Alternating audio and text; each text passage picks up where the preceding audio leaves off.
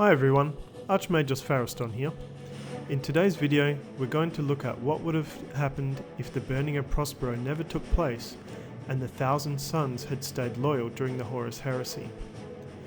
As we know, the 1,000 Sons were the 15th Legion who, along with their Primarch Magnus the Red, turned traitor after the homeworld of Prospero was burned by a fleet led by Leman Russ. This resulted in them going over to the Chaos God Siege and relocating to the planet of the Sorcerers, deep in the Eye of Terror.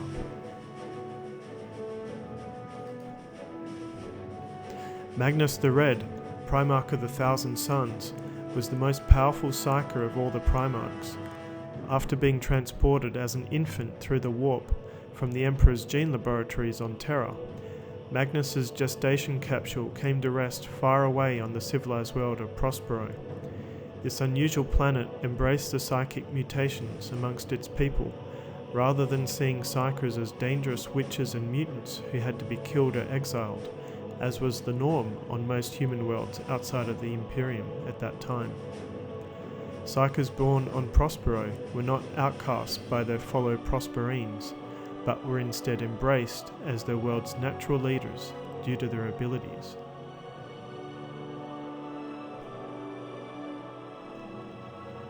When the Emperor of Mankind was finally reunited with his son Magnus during the Great Crusade, Prospero and its people were incorporated into the Imperium. The Emperor warned Magnus about the dangers of psychic sorcery and the nature of the warp.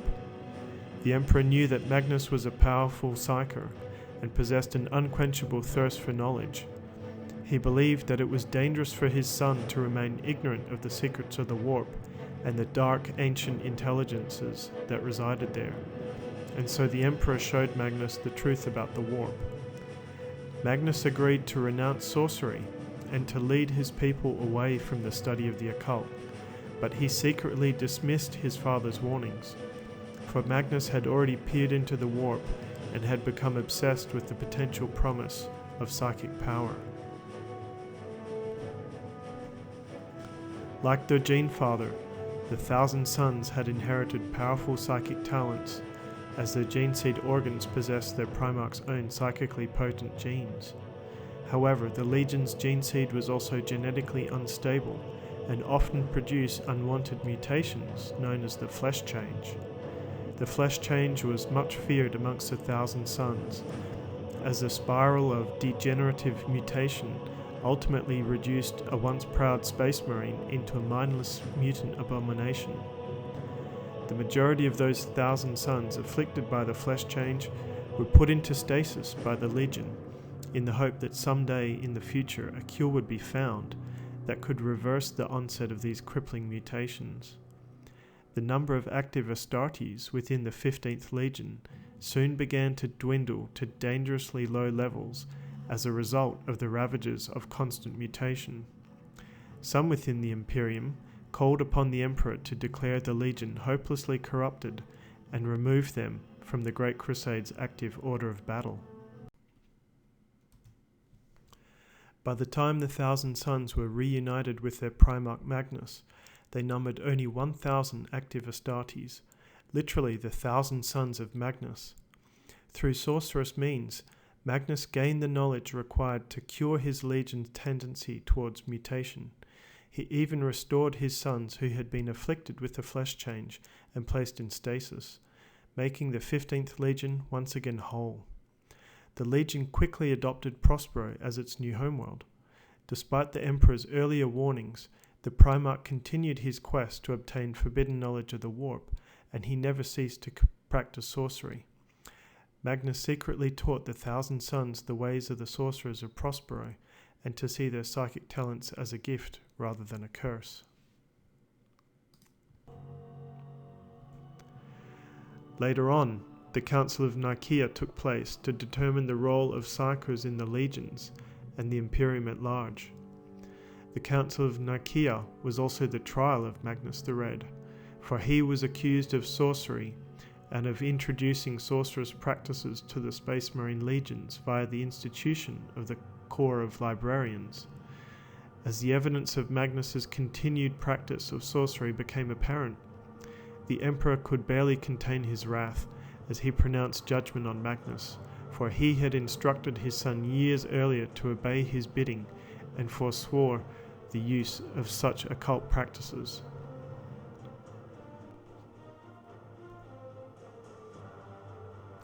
In addition, Magnus was ordered to return to Prospero to reorganize his legion, disband his legion's librarius, and redeploy its existing large corps of librarians to the legion's battle companies. The Emperor censured his use of psychics and dismissed Magnus with a final threat, a fate that had also befallen the lost Primarchs of the 2nd and 11th Legions. If you treat with the warp, Magnus, I shall visit destruction upon you, and your legion's name will be struck from the imperial records for all time. Bitterly disappointed by the outcome of the Council of Nicaea, Magnus raged against the Emperor and what he saw as his father's unjust ruling. The Emperor had made his feelings clear. Magnus was to cease all use of sorcery and psychic powers on pain of death. Nevertheless, Magnus had no intention of giving up the power and knowledge of the warp, and continued to study the Immaterium and its secrets. He met with his senior librarians and persuaded them to collude with his plan to secretly continue their studies of the occult and sorcery. Later on, as Magnus was meditating on Prospero, he peered into the warp with his one good eye and foresaw the pact with chaos that the dying War Master Horus had made to save his life. He also foresaw the events that were yet to unfold in the galaxy and could prove dire to the survival of the Imperium. Horus's betrayal, the deaths of some of his Primarch brothers, and the actions of those who had betrayed their oaths to the Emperor. Interestingly, the only fate the vision did not reveal was Magnus's own. Feeling burdened with the terrible information provided by this vision, Magnus gathered about him the secret cabal of his legion's sorcerer librarians to discuss and interpret the meaning of these dire portents. After much deliberation, they resolved to break the edicts of Nicaea and psychically contact the Emperor on Terra to warn him of Horus's impending betrayal. Magnus used the power of his legion's greatest sorcerers to convey the news of the impending civil war to the Emperor himself via a sorcerer's spell, rather than use an astropath, which was permitted by the edicts of Nicaea, but considered unreliable. Attempting to warn of the treachery of Horus and Erebus on Davin, Magnus used a forbidden psychic ritual to contact the Emperor deep within the Imperial Palace. The ritual created a massive psychic backlash, forming a chain reaction on the Emperor's carefully constructed wards. The catastrophic event created multiple warp rifts known as Magnus's Folly within the webway itself, through which thousands of demons poured. The Emperor was forced to try and contain the breach by permanently residing on the Golden Throne for much of the subsequent Horus heresy, while the Legio Custodes and Sisters of Silence battled hordes of demons to prevent them from entering the Imperial Palace and overrunning Terra itself.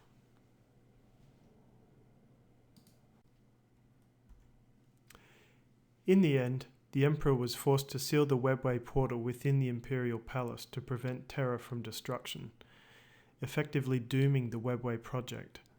However, as long as the demonic hordes threatened to force themselves through the breach and reach Terra, the Golden Throne would be the Emperor's prison.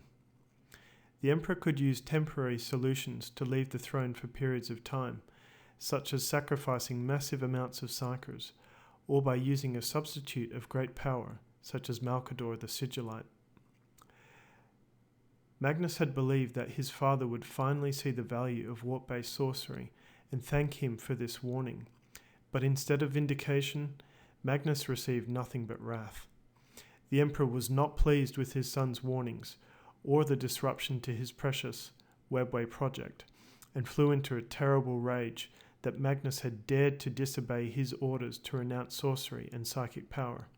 He was further enraged by Magnus's deception in pretending to lay down his psychic powers, which he saw as evidence of the worst sort of oath-breaking. Ignoring the contents of Magnus's warning, which he believed to have been fabricated by the ruinous powers, the Emperor called forth the Primarch Leman Russ of the Space Wolves and commanded him to move on the world of Prospero and prosecute the rebel Primarch and his legion for consorting with the powers of the warp in direct contradiction of imperial edicts. They were to be shown no mercy.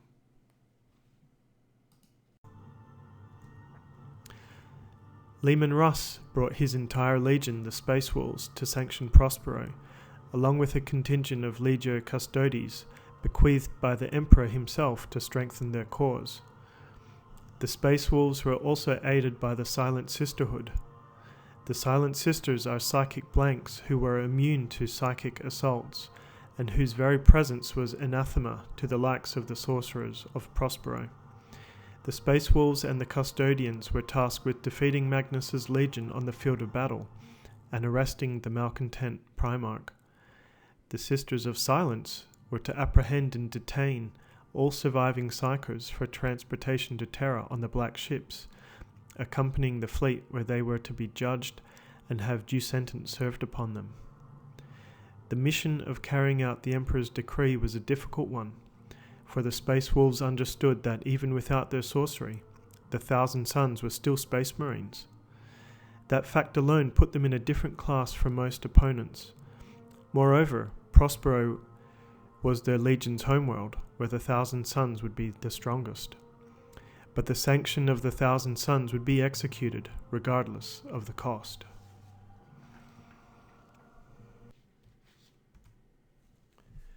As the Space Wolves' fleet was on its way to Prospero, Magnus finally understood that after his forced psychic entry into the Hall of the Golden Throne and his direct mental communication with the Emperor, that he had been manipulated by Tzeach, with whom he had apparently unknowingly consorted while desperately looking for a way to stop the emergence of the flesh change. In an act of repentance and sacrifice, and to show his father that he and his legion were loyal to the end, he did not warn the defenders of the planet or his legion about the coming imperial attack. He also dispersed the Thousand Sons legion far away from Prospero. As a side note, it is possible that some of these Thousand Sons who had been dispersed stayed loyal to the Imperium and went on to found new, loyal chapters. Perhaps this is how the Bloodravens came into being.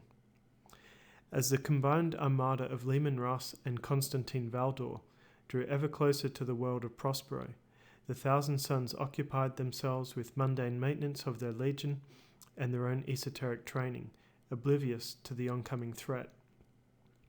No attempt was made by the 15th Legion or the various regiments of the Prosperine Spire Guard to fortify any of the key defensive positions within the city of Tizca. Upon reaching Prospero, the Armada proceeded to bombard the planet, overrun its defences, and slaughter most of the planet's inhabitants.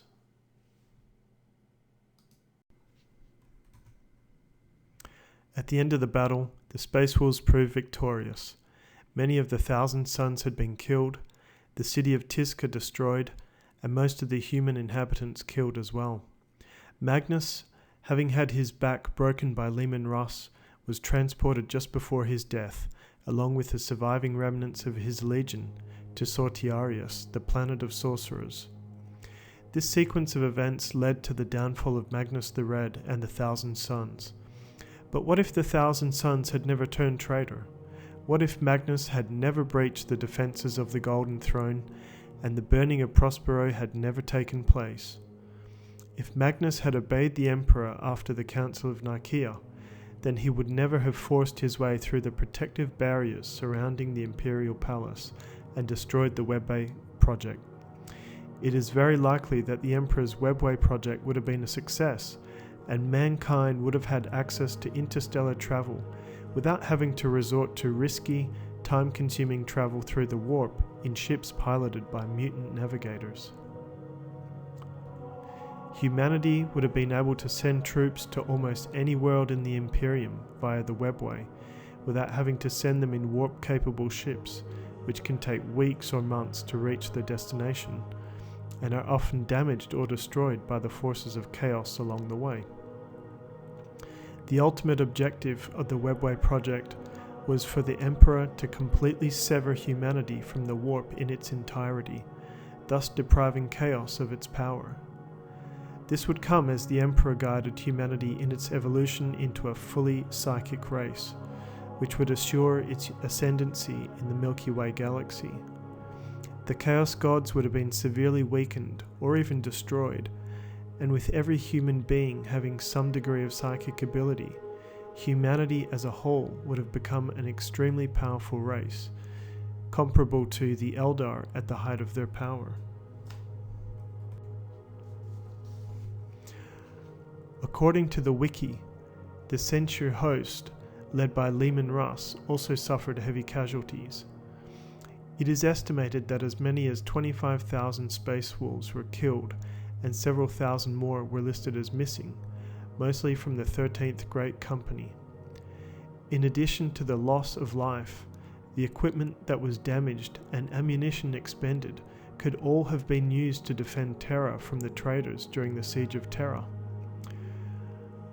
Also, hundreds or even thousands of Custodes and Sisters of Silence would not have been killed on Prospero and would have been available to resist Horus, further improving the Imperium's hand.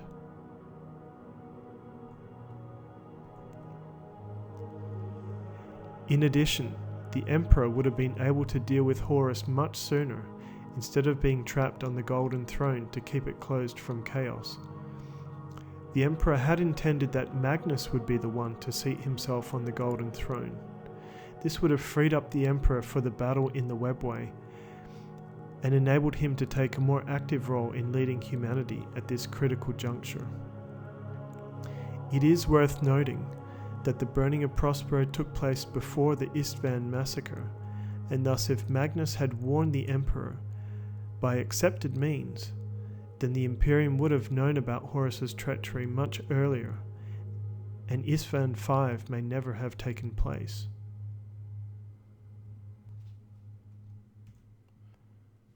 But what if the Thousand Sons had stayed loyal during and after the events of the Horus Heresy? One of the biggest problems faced by the Thousand Sons is that of the flesh change.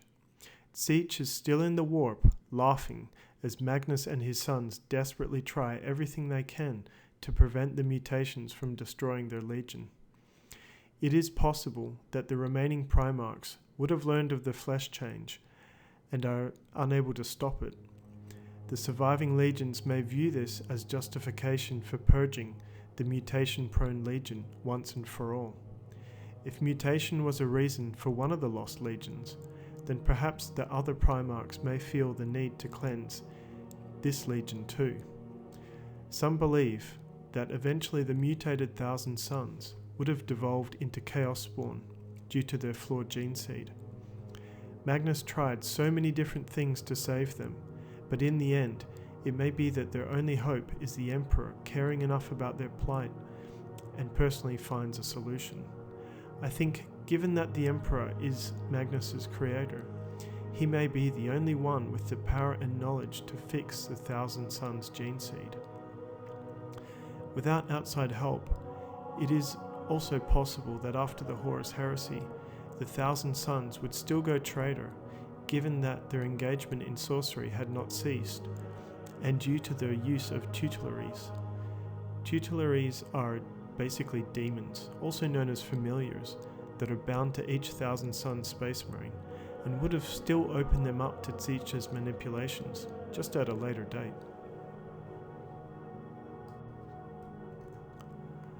Another question worth asking is, if Prospero hadn't been destroyed, what if the two chapters, the Thousand Sons and the Space Wolves, could be paired together? Just imagine the Thousand Sons' psycho abilities combined with the ferocity and strength of the Space Wolves. As we know, the Space Wolves were one of the larger chapters, and the Thousand Sons the smallest, if not one of the smaller chapters. What if the two chapters can complement each other in battle? Imagine hordes of Space Wolves charging into battle protected by the Thousand Sons' kind shields, backed up with psycho bolts of lightning and fire, and the strategic foresight of the Corvidae. This potent force could then be used to combat a whole range of chaos and xeno threats. What do you think would have happened if the burning of Prospero never took place? Leave your comments below, and thanks for watching.